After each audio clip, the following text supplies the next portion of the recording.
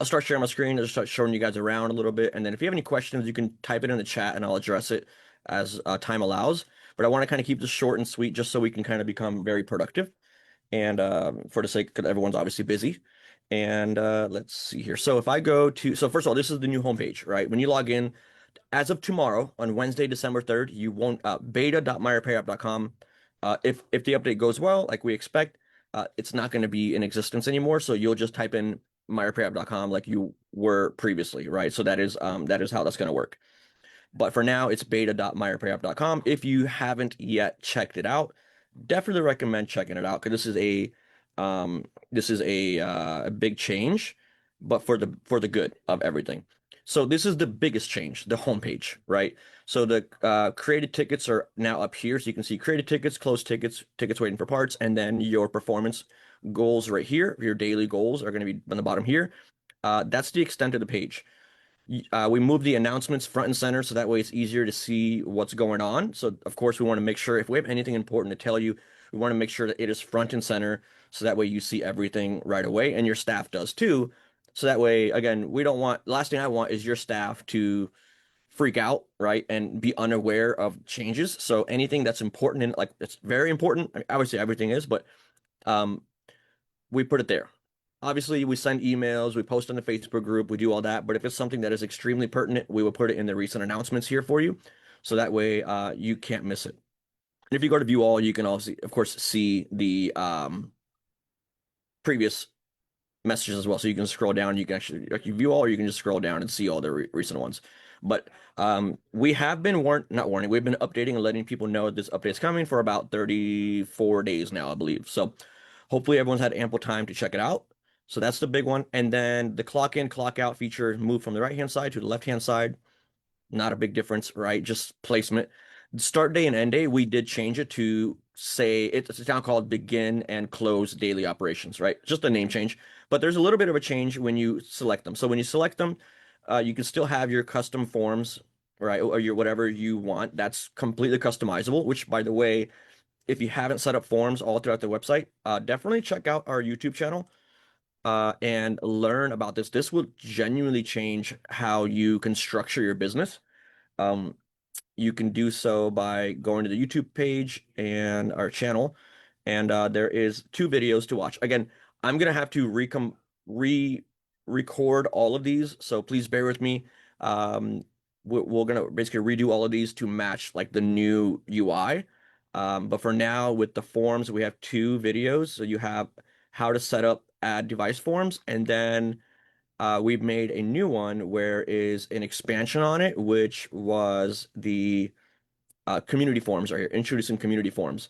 So that's like basically there's a library, a template of forms for everything, whether it's a pre-test form, post-check, when when you're clocking in, clocking out, I mean on you name it, there's a ability to customize everything, including when you're putting the device status into ready for pickup or completed, which is the post repair.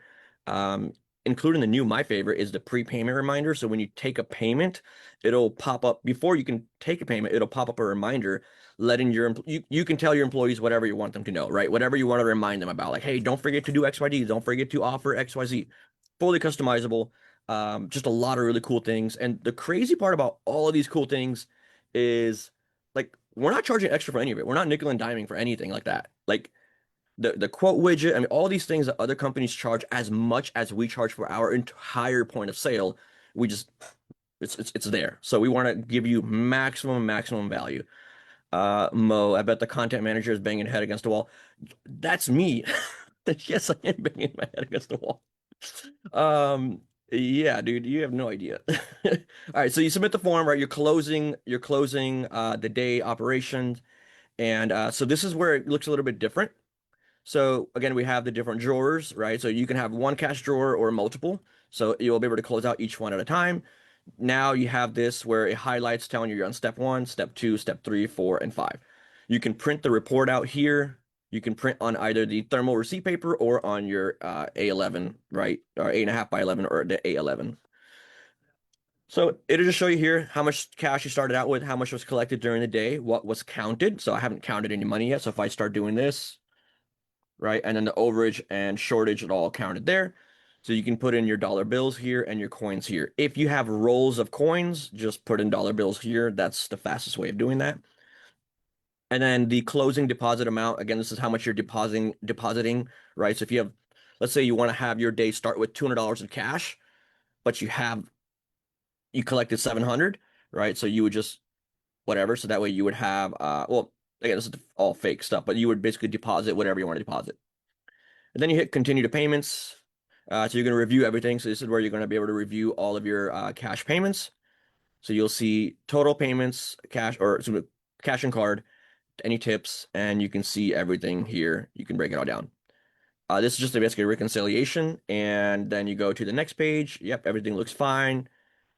There were no payouts. So payouts would be if you, again, bought something, right? So you took money out of the register to buy supplies. Again, that's all done through here. If you click on the cash register icon in the top right corner, you can add registers, you can add cash, you can do a bank deposit, you can do a cash payout. So cash payout is money from the register to buy supplies or whatever.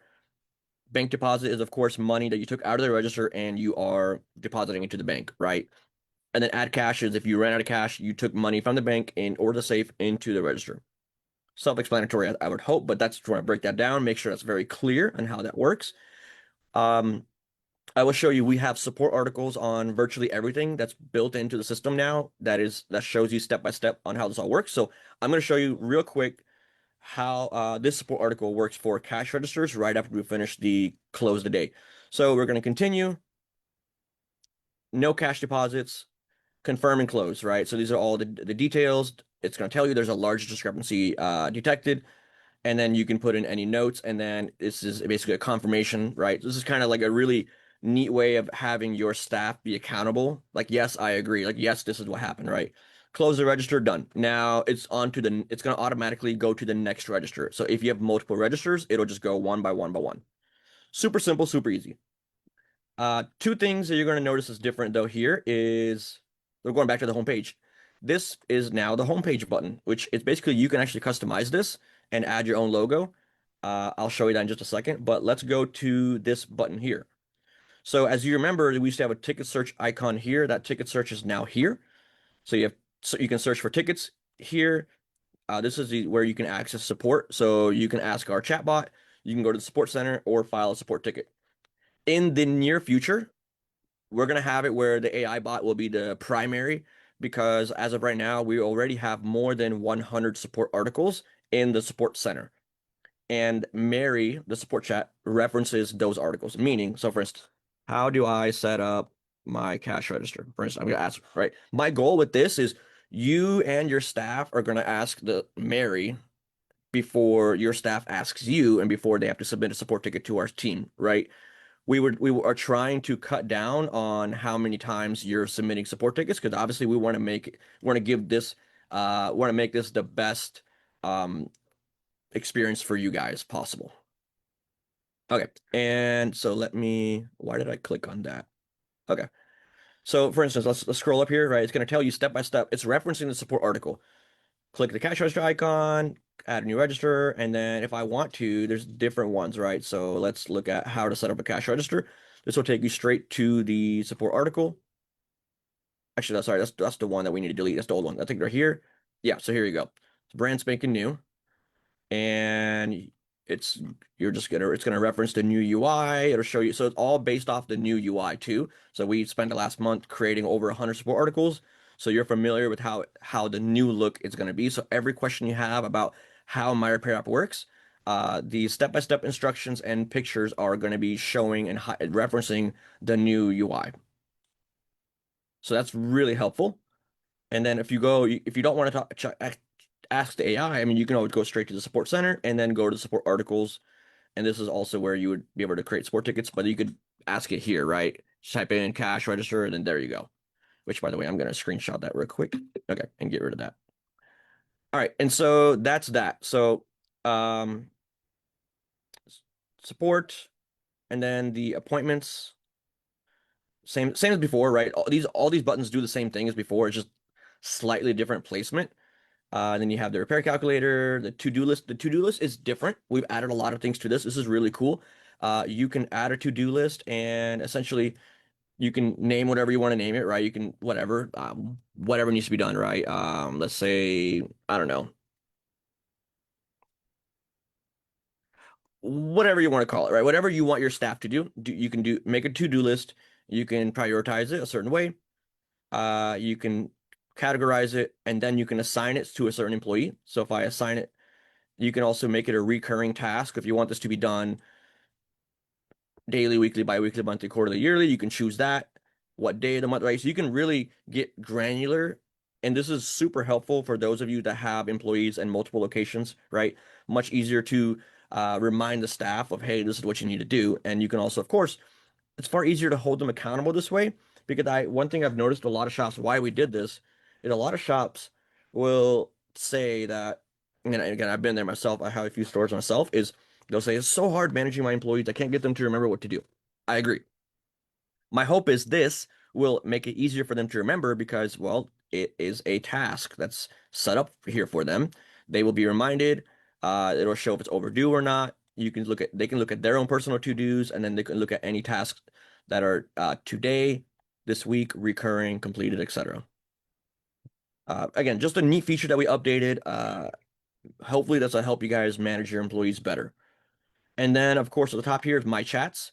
So this is where you can see all your chat history. You can create new text messages and or call customers directly from here. And then you can also access the support, the quote tool and all that. So that's all the same from before. I just wanted to show you that. So if you want to close it up, click on this, and that way it just doesn't take up as much space in the room, but it's all accessible there. What's stayed the same is the settings are all here. So if you go to settings one by one, it's all here. The difference in settings, though, is the first one in business information. You're going to click, you'll see brand colors and store logo. So if you notice, like my colors are different. So you can actually go to brand colors and you can choose what it looks like in light mode and what it looks like in dark mode. Whatever color you want, that's customizable. You choose, and then you can see what the preview looks like. You can get an idea of what it's all going to look like. Store logo. So you're wondering how this says my protection. You can go in business information under settings, go to store logo and upload it, and you can preview it. If you want to remove it, you can just hit remove current logo and then upload a new one.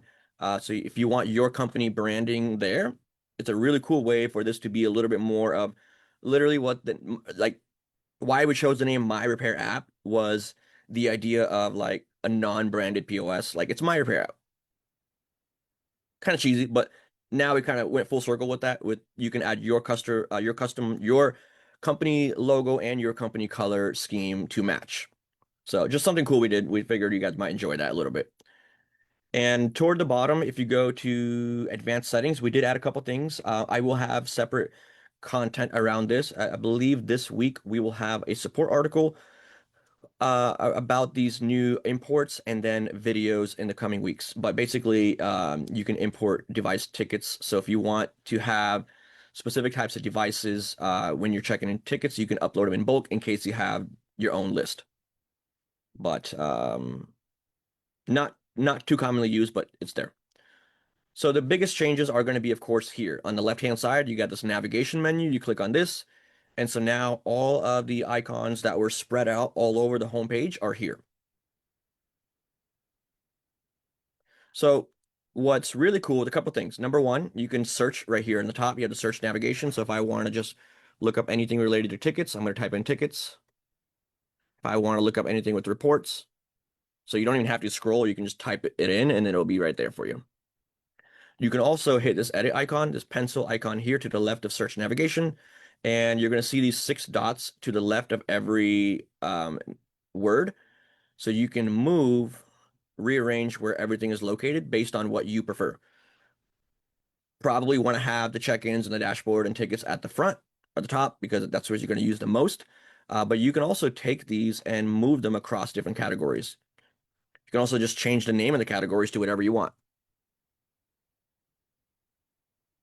I'm gonna move that back here. I like this right here. And at the bottom, you'll have this add section. This is where you can also create your own columns. You can name it whatever you want to name it, so you can further customize that. One thing I will say, I know some people have mentioned that you now have to spend 0.3 of an extra second clicking to get to check-ins. because you have to press two buttons now. I agree. But the fastest way to fix that, if you want a one-click option to check-ins and to the ticket board, is just go here and then bookmark this page, right? Bookmark this URL. So then you have that for a one-click action. But we feel this was a really, really good trade-off in order to have a mobile-friendly point of sale. But this is really the biggest difference. You're going to have your check-ins here, tickets, etc. All of that that used to be spread out across the homepage is now here. That's the biggest difference. But again, in the beginning, you'll need a moment to figure out where things are, but that's where you can just use the search navigation and you can search for it right away. The other difference is what used to be called the admin dashboard. We've changed it to the owner dashboard. So when you click on the owner dashboard, this will take you to this, which used to be the admin portal. So now this will take you to the same place as before. Pretty straightforward. But I also wanted to show you what I mean by this is more tablet friendly. I have a tablet here. And so I'm going to click on check-ins. So you're going to see that it's far more easier. Like you can use a tablet completely. If I click on repair, so you can create the ticket here. Like I said, a lot of shops are just using tablets now. So this was a requirement, and this whole redo was a requirement to make everything fit better on a tablet. So you can run everything, not just tickets, but you can go through inventory, you can go through the homepage, you can literally do anything and everything on a tablet. But also, I want to show you another change is in here. It's going to be under reports. So I'm going to just type in reports here. This is a little bit different. You'll notice that we no longer have the different buttons. It's all summarized in the summary. So right here under report, you'll have the summary, the sales, profitability, taxes, and cost of goods reports all right here. Again, this was done so that way when you're on your phone, you can actually see every report without having to constantly slide back and forth. Just a lot more convenient. So no matter where you are in the world, you can always check in on your store numbers very, very easily. That was the purpose behind all this. Other than that, this is all the same, right? The filtering, you can just filter from date to date as you want. But the change was we put the summary, sales, profitability, taxes, and cost of goods all right here. And while we're on that topic, by the way, if you're ever curious about what the differences are on the reporting, I believe we either have now a support article that highlights the differences, or at least we will in the very near future. But right now, if you want to know the differences between them, you click on summary right here, you'll see it explains that report. You click on sales, it'll tell you what that report means. If you go profitability, it'll show you, et cetera, et cetera. So that way it's also a breakdown of everything in case you weren't 100% clear why we have different reports, because they display different numbers for different reasons. But it's all accurate, it's just depending on the time of payment, time of ticket closing. But ultimately, those are the biggest changes that we have here. I mean, again, everything else, like you'll see minor changes here and there. You know, maybe some lines are a little bit different. Like for instance, if I go to the ticket board, it no longer has that redundant word ticket board. So if I go, let me go back to MyRepairApp, the original. If I go to tickets, like right here, it says ticket board, kind of redundant. So we got rid of that. And so that way you have more space for more tickets to appear in the same screen. So small changes here and there, nothing life changing. Again, the biggest change is just simply the dashboard. If you scroll to the right, again, like this is a small change, right? You can still add a new list. It's just simply a different looking icon. And other than that, I believe, again, everything else is pretty much the same, just slight variations. I think forms.